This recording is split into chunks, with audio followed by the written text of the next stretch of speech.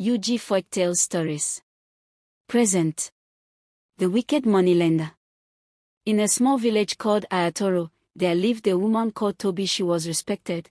She dressed in fine lace, her geli always tall, her wrapper heavy with gold embroidered.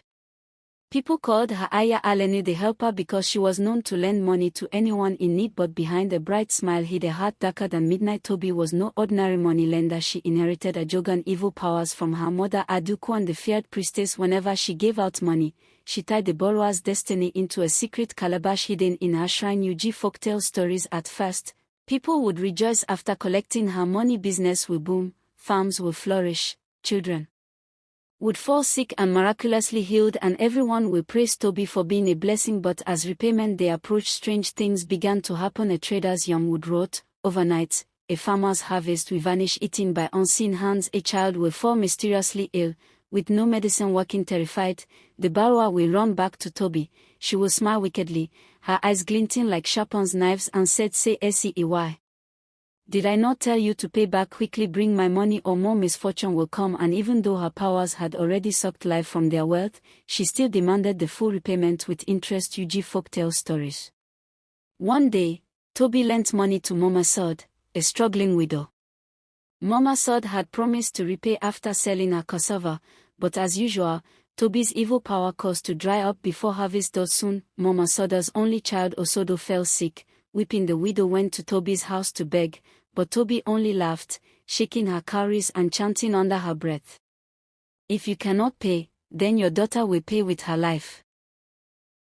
Mama Sod went back and reported the case to the village head, who called all the villagers. That night, the whole villagers gathered under Iroko tree. Mama Sod confessed her dealing with Toby, and the elders decided to consult the oracle. The Babalawo revealed the truth.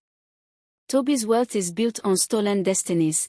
She traps people's lives in her shrine, using their suffering to grow fat. UG Folktale Stories. The villagers were furious. At dawn, they stormed Toby's compound. She tried to fight back with incantations, calling on the spirit of the night, but the villagers started calling upon their god, and a woman called Kiki knelt down and called upon the God of heaven, Oluwa, Jesus Christ of Nazareth, who struck her charm down one by one. As the sun rose, Toby's true form was exposed, her skin cracked like dry leather, her beauty vanished, and her voice turned into a wail of 1,000 tormented souls.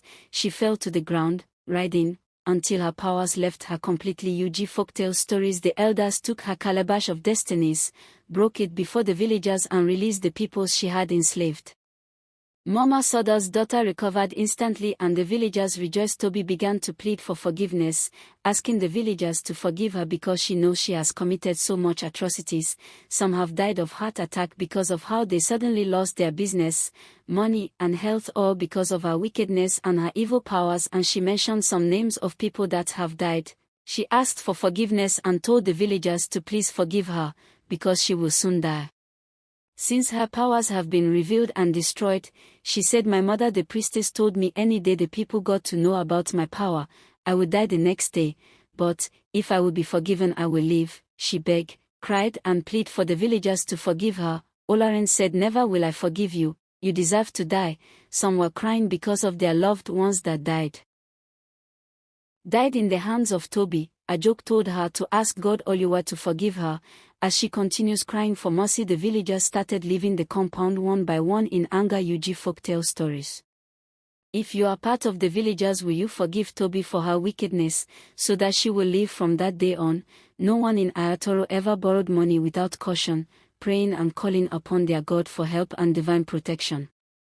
And whenever mothers told their children bedtime tales, they ended with this warning: beware of sweet lenders with dark heart, for not all who give, truly give, some take more than they lend. UG Folktale Stories. The End. Written by Angela Oko.